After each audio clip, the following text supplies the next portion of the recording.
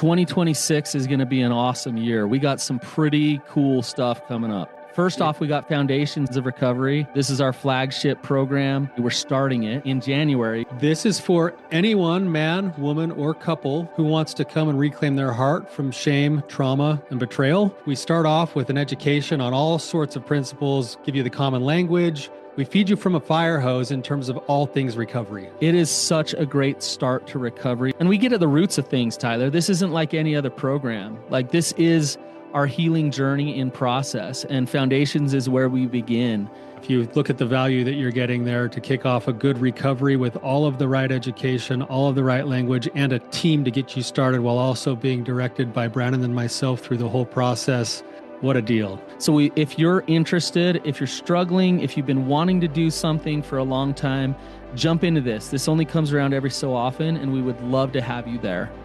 Click the link in the description to sign up for it. And to make it even sweeter, we're also including a raffle for a free pass to the Radiant Dawn retreat. Anyone who signs up for Foundations will be added to the raffle for that free Radiant Dawn pass. If you're a man and you sign up for Foundations, your name still gets entered, and you can give that pass away if you win it to any woman that you want to. So what you're saying, Tyler, is if you sign up and participate in Foundations, you could possibly go to Radiant Dawn for free? That's exactly what I'm saying, which is crazy because Foundations by itself is already an insane value. Man, I sound so salesy. But it actually is awesome. So come to Foundations. And even if you don't come to Foundations, sign up for Radiant Dawn. It's beyond therapy, the best healing experiences that you can have. Click the link below and come join us. How do I talk to my kids about my emotional instability while I'm trying to recover from betrayal trauma? And I'm recently divorced, thinking about stepping back into the dating world and wondering what the key elements I should be looking at to make sure that I don't make the same mistakes I made the first time around. What's up, you guys? Welcome to the Therapy Brothers podcast. I'm Brandon. I'm Tyler. We're brothers. We're therapists. We're not afraid of your questions. So bring it.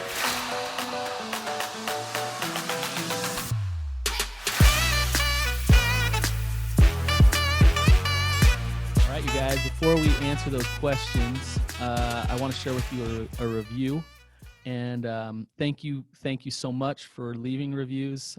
They make us feel good because they usually say nice things. Not all the time. Not always. Believe me, I've gotten some reviews that don't sometimes, but also it's just a good way to kind of share our message, and when people read the things that other people are saying, they want to listen more. So this review says, as a beloved listener, I have many issues that I'm working with a therapist on since October. There's childhood issues that have led me to my infidelities with my marriage. Brandon has helped me learn many things, but boundaries are something I've never had and still learning how to work. Thanks for all the work and the content provided for people like me. Charge on. So that's awesome. Yep. Good job. Keep it going. Work that recovery. Keep working. Yeah, that's awesome. Great. Yeah. I just wanted to touch on based on a couple of things before we get into the questions, Brandon. First is just really grateful that we had Glenn on our show last week. Got some really good feedback from that, and just wanted to throw another shout out to Glenn and say thank you for coming on. You don't know, if you're listening, Glenn, you don't know how many people have reached out and said, I totally relate, and I'm so grateful that someone had the courage to come on and talk about those things. So You guys, if you've got questions, bring your questions. And if you want to come on the show, but you want to keep your anonymity, we can make sure that you keep your anonymity as well. But we'd love to have you as live callers if you've got questions, because it just makes the whole experience better for everybody. So what you can do is go to brandonpatrick.com, and you can submit a form there to be on the show. You can email, what's the email, Tyler? Go to therapybrothers.com, and you can submit a form there as well, or you can email connect@lovestrong.com and also send a question there, and we can get you on. We can make it so that you can just have your voice with no other identifying factors if you're wanting to do something anonymous. And I challenge you, bring some of the questions that you don't think we can answer. Let us give it a shot. And some of the questions, some of life's challenges are very complex, and we're ready to tackle them. And Tyler and I have seen a lot in our day. We're getting old. Tyler's had 2 hip replacements, so I'm an old man. he's an old man, and my knee went out this week. So one of the beauties of that aging that we're going through is we got some wisdom. So throw your questions past us so that we You can. know, even if we don't have the right answer, we'll have a great discussion on it. Yeah, exactly. So great. Well, should we jump into the questions today? Absolutely. Let's do it. All right. Here's our first one. I am dealing with betrayal trauma from years of infidelity. Since the day I found out the truth, I've been struggling personally as well as in the relationship. I have 3 kids, ages 14, 12, and 9, and they often see me emotional or see me choose not to participate because I'm not up for it.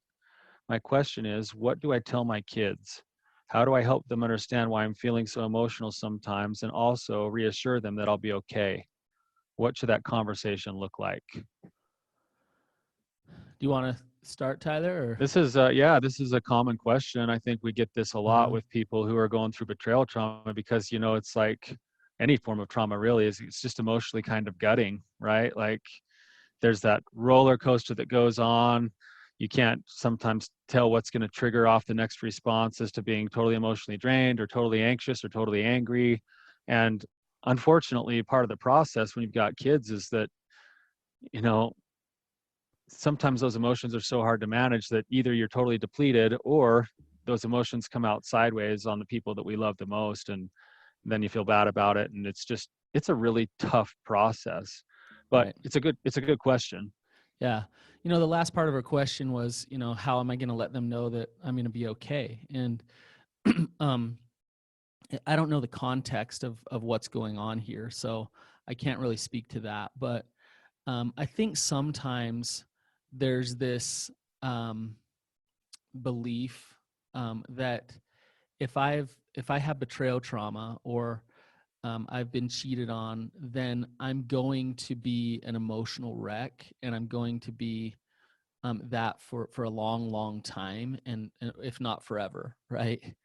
And I'm not saying this to invalidate the process of healing and the pain that you feel when you are betrayed, because that's real, and that's actually just the thing is if you step into that, you process it, you work through it, you don't have to be an emotional wreck forever. And there's many women that I work with that I've seen, real life people who are some of the most healthy people that I know on an emotional, spiritual level. They know how to trust their gut. They're really tied into their intuition. They know how to roll with things, with life when they come, and they're hard, and so and a lot of that health that they have is because of the horrible thing that's happened to them. So I just want to say that, like, Yeah. I. Brandon, yeah, and we'll maybe come back to the question because there's a few other things I want to say. But as you're talking, I'm sure that there's some listeners listening right now, going like, "Okay, that's all well and good, but if I find myself in the pit of despair right now, like, what, what is it what are the steps that I take to get myself to that place you're describing, where you're, Right. connected and where you're feeling like you kind of can manage your own emotions and you're not at the mercy of any little thing that might trigger something off." Well, so here's another thing: is you have a 14-year-old, a 12-year-old, and a 9-year-old, and I think there can be a lot of parent guilt. There can be like, man, I need to be healthy. Life needs to be vibrant and hopeful, but it's not, because I'm grieving here and I'm hurt. Mm-hmm. That just to understand that it's okay to be sad and feeling lonely and in despair at times, and you can still be an excellent mother who is feeling those things. You're actually modeling to your kids that life is going to come with some ups and some downs, and if you have a depressing day, rather than slapping that fake smile on and just trudging through and just feeling horrible all day, do your self-care and allow yourself to feel what you're feeling. that's actually good for you. Now your kids might be a little confused. Why is mom feeling that? What's actually happening? I don't know. And so I think that's the first step, is to just acknowledge and accept right where you're at and have some compassion for right where you're at. Right. Right. Exactly. And I would add on to that a little bit, Brandon, that not only do you pause and meet yourself right where you're at, but you can also make it transparent, depending on how much you want to share the details, but you can make it transparent that you're having a bad day, and that as a result, you can teach your kids about the principles of self-care and reaching out and connecting to other people, and even grounding. I mean, for overcoming betrayal trauma, one of the first places you're going to go is to learn how to ground yourself through your sensations and through mindfulness. And those skills themselves are going to be invaluable skills that you'll teach to your children to help them manage their own emotions. And so I would make at least the learning and the process that you're going through part of the things that you're talking to your kids about and teaching them on a daily basis, because you're only going to help their emotional health as a result of having to go through some of these things yourself. Yeah. Now it's really frustrating to feel like you want to be the one who's involved and invested and showing up, and through no fault of your own, you're having a day where you can't show up. And that's really frustrating. So meeting yourself with compassion first and saying, it's okay, like, it's not fair, I don't have to like it, but it's okay, is a big deal. Inside this question, there's another question that wasn't asked, but I think is just as important. And at the end of the question, she said, how do I help them know that I'm going to be okay? Right. The other part of the question that a kid is feeling is, they're asking, am I going to be okay? Yeah. They're needing some reassurance to say, hey, I can see that mom's not quite right or dad's not quite right. What's going to happen? Are they going to get divorced? Is something going to break apart? Am I doing something wrong? And so being able to make sure that you can reassure your kids by speaking to them about your emotions, and reassuring them that none of this is their fault. Kids are, by nature, they're very self-centered. They have to be. The world revolves around them. And so you've got to make sure that you help them understand that none of what's going on for you has to do with them, and that you're doing the best you can, that you've got them in mind, and that they're going to be taken care of, and that you're going to make the best decisions you can to help them through. But I think that there's this kind of fallacy and this mistake that a lot of parents make, which is, I want to present to my kids that that everything's going to be okay. And I think when we do that, we actually are presenting to our kids some of our fears about the nature of life. And I think teaching them that everything's going to be, it's a paradox. Teaching them that everything's going to be okay is done by facing the fact that we don't know everything that's going to happen. We don't know the future. I'll do some things with my kids, like my older daughter. I'll say things like, yeah, like, I'm just saving up for your therapy because I'm screwing you up so much, So I'm kind of joking, like, yeah, like there's problems, and I'll tell her, like, hey, I'm far from the perfect dad, but I do the best that I can.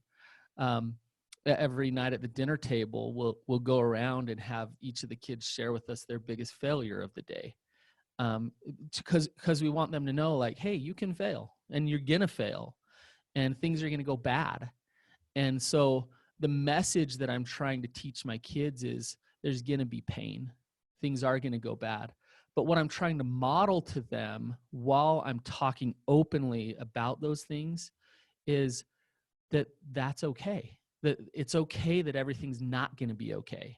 Do you see the paradox there? That's exactly the way that you inoculate your child from being wiped out by pain and misery and suffering, is by teaching them that life is going to offer it to them, and that they're going to have the tools and the skills and the abilities to ride those things and to navigate it. I was talking to my wife just this last week, because of all the stuff that's just going on in our world. The world has lost its mind, Brandon. Maybe just our country, but it's like, holy smokes, and we all have our own feelings about those things. But I was just talking to my wife about those things. And a conversation came up, and we were talking back and forth, like, what are we going to do to protect our kids from all of this stuff? And we are thinking, like, maybe we'll move into the deep hills of Montana and disappear until the world catches Yeah. us there, or, Uh-huh. like, and Go we hide from it all. we finally came to the conclusion that looking at our children, they were built for the world that we're in. They were built to be able to face and overcome challenges, and that we would be doing them a massive disservice if we didn't, try to lead them into some of those places, in a guided way where they could learn and grow and develop some confidence. Yeah. I joke with my kids all the time. I tell them they've lived such sheltered lives that I have to, like, try to manufacture challenges for them, you know. So And on then one they're hand, life is so hard, and on the other hand, it's way too easy. yeah, they, like, roll their eyes at me, and I'm like, well, the truth is that if we want them to be able to grow up into, like, good, well functioning adults, we shouldn't shy away from those things. We should actually teach them, and the best way we can teach them is by example. Yeah. So, But the example is what you were talking about, what I was just talking about, and I think it really relates to the answer to this question, which is, what do I say to my kids is one thing. What do I model to my kids is another, and that's the most important thing. And if you can model, having boundaries enough to create some space for you to grieve, to process, and to heal, then you're mothering in an excellent way.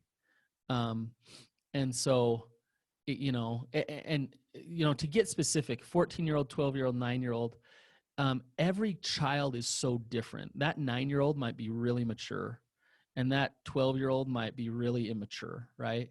And so to know exactly what to say to which child at what time is kind of difficult. There's not a cookie cutter, one size fits all. But what I would say is, with your kids, be open with them about who you really are and what you're actually feeling. So you don't need to go get into the details of what daddy did or this or that. But you can be honest with, hey, mom's grieving because I'm sad, because some things that have happened, between me and your dad. So I'm sad today. I'm going to have a mommy sad day. And that's what's happening. Right. So does that make sense, Tyler? it makes total sense to me. That was kind of going to be the follow-up question that I was going to ask you too. And you're kind of starting to hit this a little bit, is, okay, so yeah, we can demonstrate how to be resilient, but what about the disclosure to your children about what's happening between you and you and their father? And I think you're starting to lead into it, that there isn't really one really good answer. A lot of it depends on your family style. A lot of it depends on the maturity of your children, but it is okay to speak in general terms about the fact that, hey, me and your dad are having a little bit of a rough time right now, and we're trying to work things through, and I'm trying to Kids take know care of it. They myself. They know feel it. it. They Yeah. feel it. Like they feel it so deeply that if you try to hide it, it almost causes them to feel a little bit less stable. And so, Not a little bit, a lot. yeah, When just you being own able, it. exactly, just own it. And you don't have to own it by going, like you said, into all of the details and saying, well, yeah, your dad has, like, slept with like 4 other women, and we don't know if we're going to get divorced or not yet. No, you Right. you can step in and say, hey, me and your dad are going through some really rough things right now. I'm trying to, like you said, I'm feeling sad, or I'm grieving some things, and I'm going to be okay. And we're going to be okay. And you know what? We're going to keep you in the loop. So if anything changes, or if anything important happens, we'll let you know.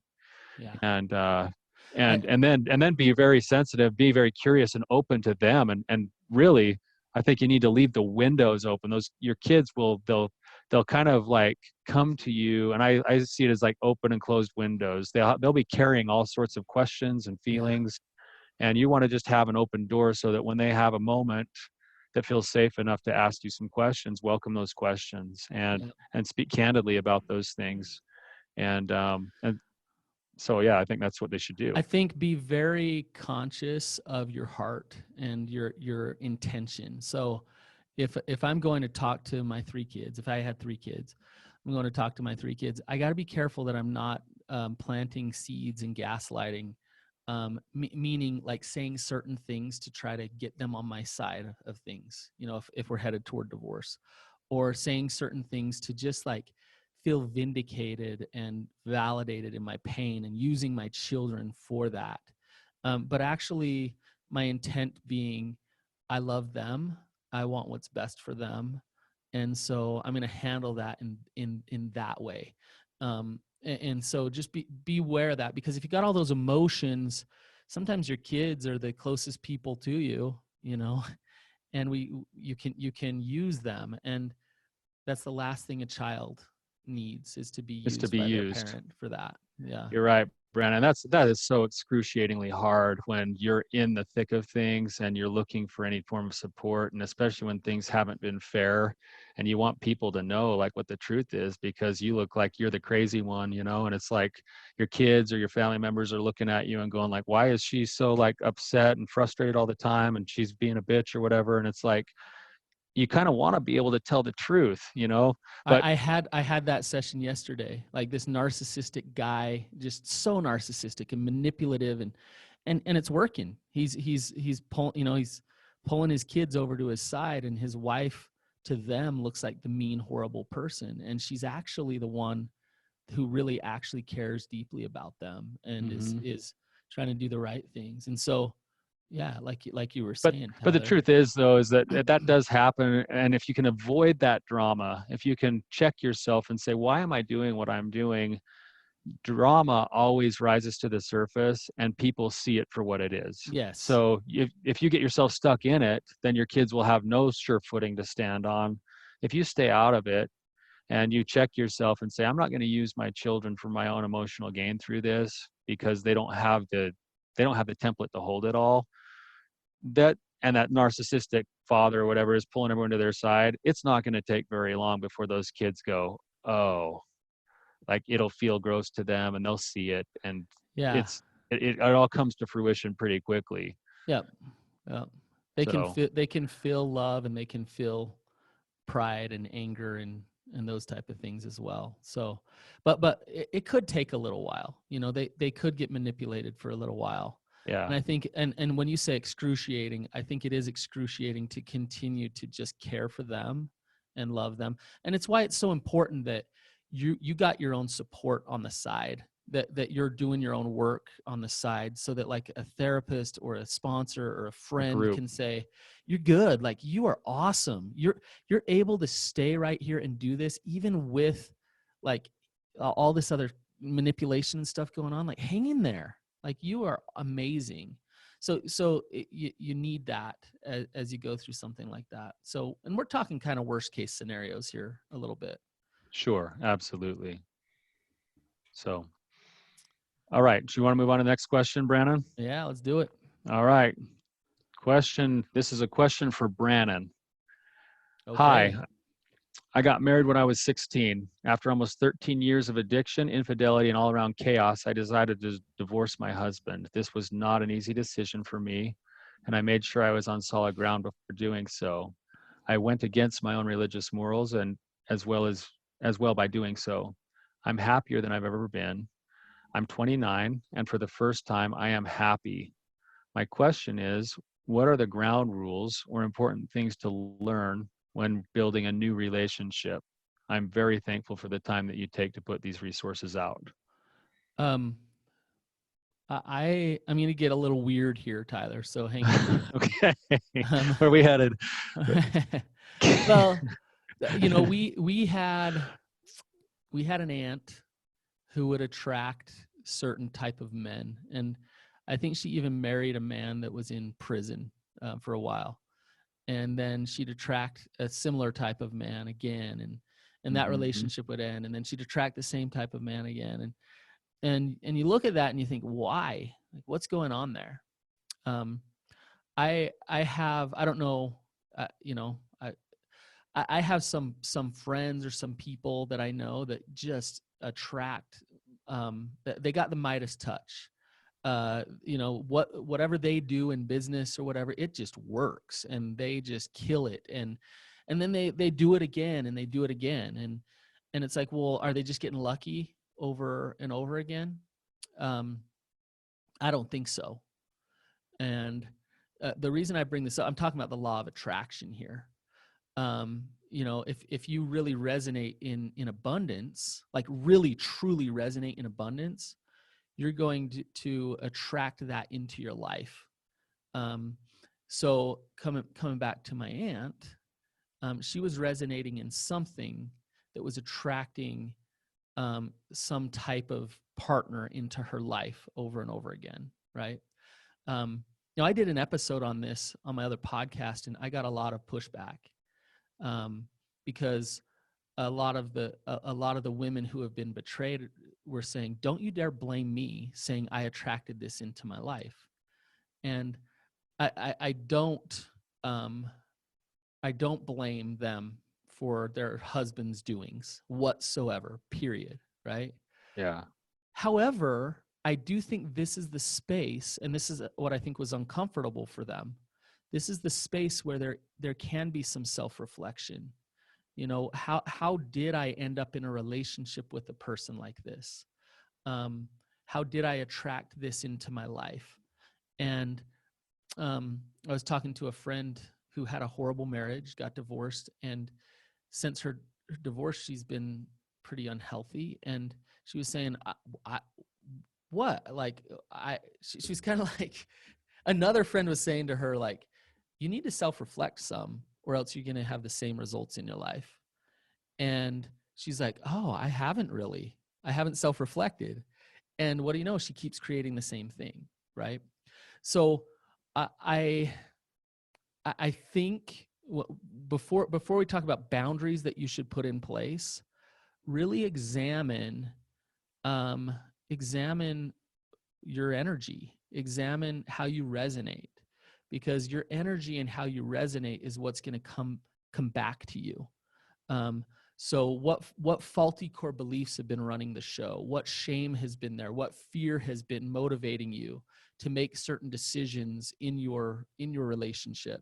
And if you can gain awareness of those things, you can start to challenge those things and start to let some of those things go, which then you'll resonate in a much different place and attract something much different into your life. In essence, you basically raise the bar. And that's what I love about like the recovery process is that it's not just about getting through a betrayal trauma or overcoming an addiction or whatever. It's about becoming somebody new. Yes.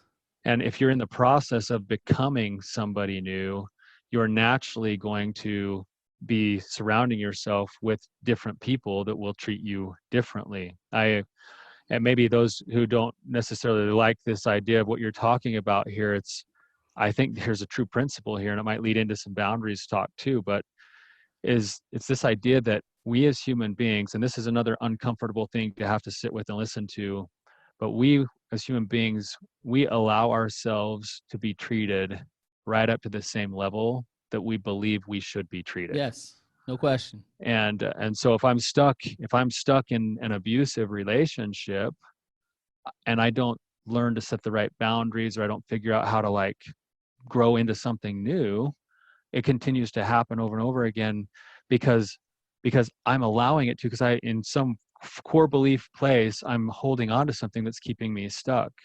And so the best way to move into a new place is to continue your own personal recovery work and to get to where you can authentically and honestly look yourself in the mirror and say, I'm not perfect, but I really like what I see and I like where I'm going.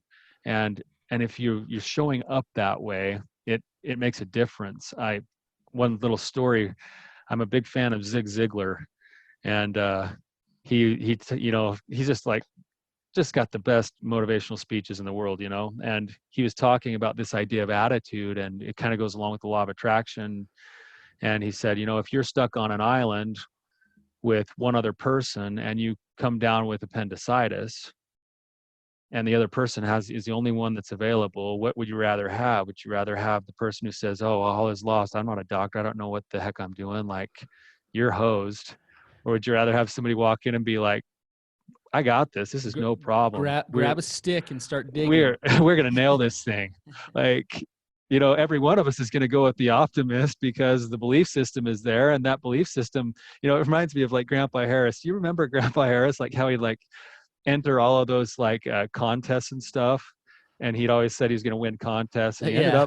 he ended up getting published in like the Reader's Digest, and he won a couple like little $20 gifts and stuff from like poems that he won contests for. But we would drive around when we'd go visit him. We'd drive around the parking lot at the store, and he might have just done this just to drive a point home, but he'd drive around until we had a front row parking spot. Well, And then, he knew that spot was going to yeah, be there. yeah, he just Right? knew he was going to get a front row parking spot, and then inevitably we'd always end up with a front row parking spot. So, Yeah. so, but if you think about it, there really is some truth to that. I mean, Brandon, think about how many years ago we started talking about the dream we had to do retreats. Right. And then we just kind of let it sit there, but we kept moving and kept moving on in our careers. And what was it, 5 or 6 years ago, we had the opportunity to go to Alaska and put on the best men's retreat I've ever seen. Right. And it's Yeah. like, who would have ever thought that 10 years ago? But because it Right. was there, and because we were moving towards it, and that's where the energy was flowing, it happened. Right. Right. And in some ways that's what's going to happen with your relationship. So yeah, you're right. Yes. Our aunt, she never was able to climb out of the pit because she resonated. You kept using the word resonating. I think our listeners might not be able to like understand what you're saying, but It's the energy you put out. she's, right? yeah, you show up with a certain level of energy, and when you show up that way, you're likely to get that back. Yes. It's just reflective. Right. And you'll find out quickly. So you get in a new relationship. You almost don't need somebody to tell you, hey, here's the ground rules. Because you'll naturally, like what Tyler said, I forget how you said it, but I love how you said it.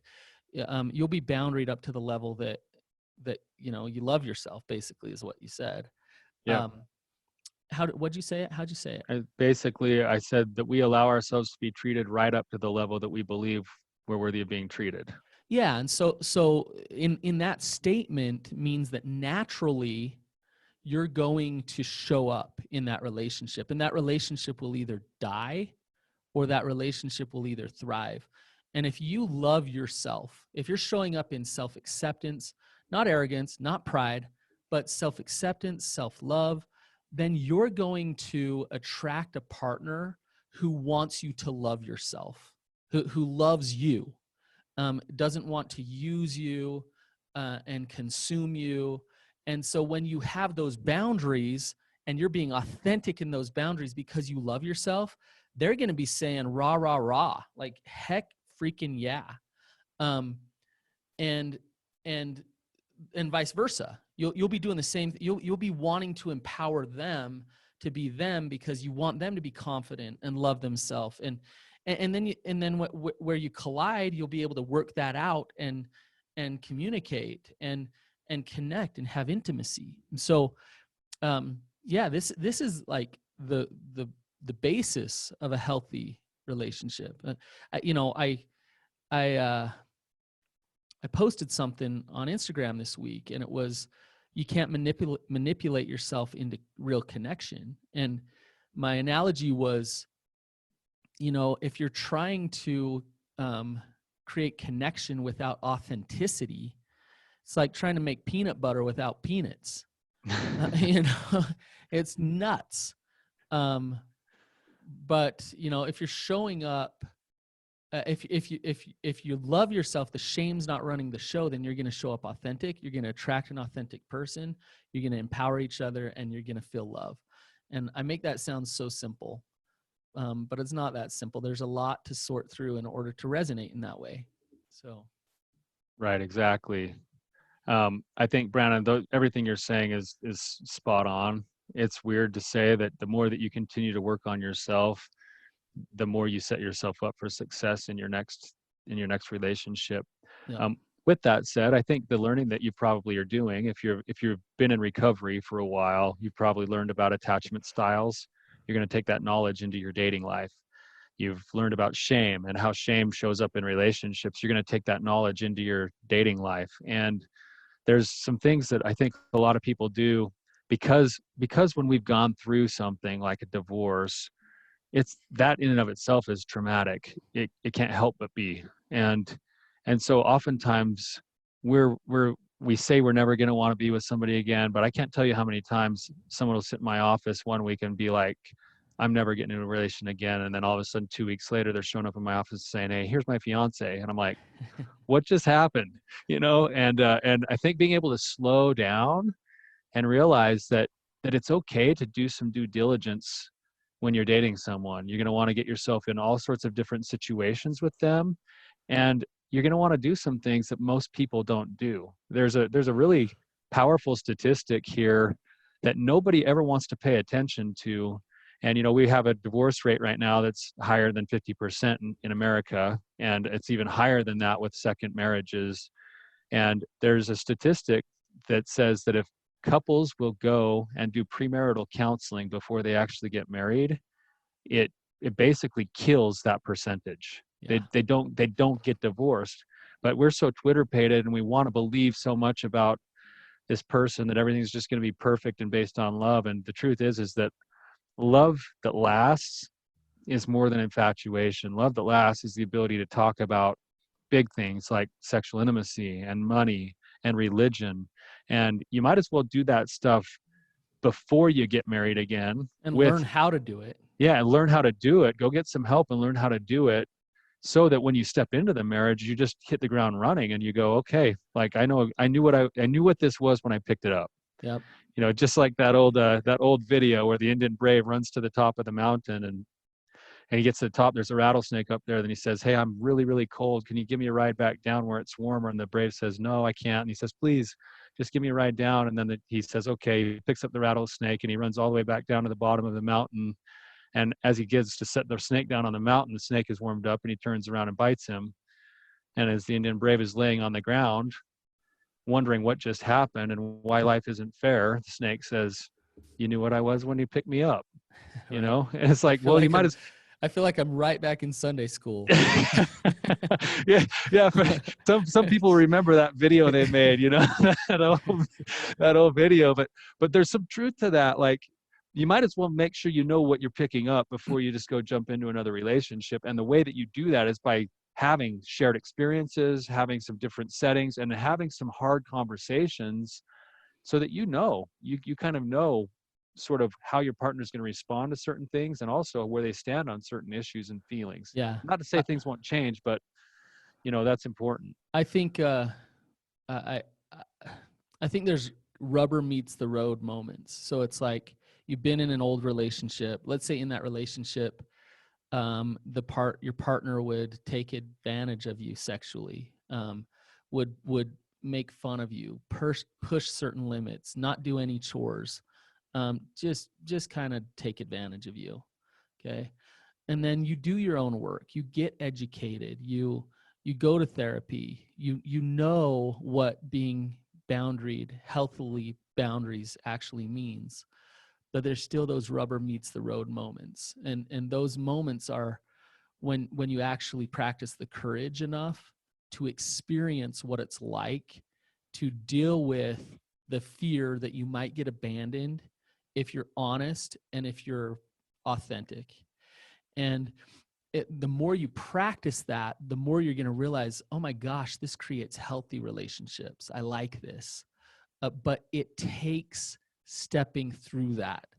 Let's say that your new relationship, they start pushing limits sexually. And if you know, gosh, I know this isn't healthy, this isn't what I want to do, but I don't want to disappoint him, and you're going back to your old ways. But if you step into saying, that doesn't work for me right now, and I'd like to talk to you about that, you're showing up much differently. And now your partner is going to respond by either loving the authentic you or rejecting you. But then they're not going to be who you attract into your life. That's the best rejection you'll ever experience. Exactly. So, yeah, I think we've answered that question, Tyler. Yeah, I think so. I think so too. They can always get back on and ask more, please. So. All right, you guys, I just want to say thank you to those who submitted these questions today. And we'd love some more in-person live guests on the show. So have some courage, come on. We're here to help you. And like Tyler said at the beginning of this episode, the last guest that we had actually helped a lot of other people by being vulnerable and willing to come on. So we invite you on. Please rate and review the podcast. Go over to iTunes. We need more ratings. We need more reviews. They're always helpful. So please just take a few minutes and hop on over there and let us know what you think about our podcast. And have a wonderful day. We'll see you guys. Thanks, guys.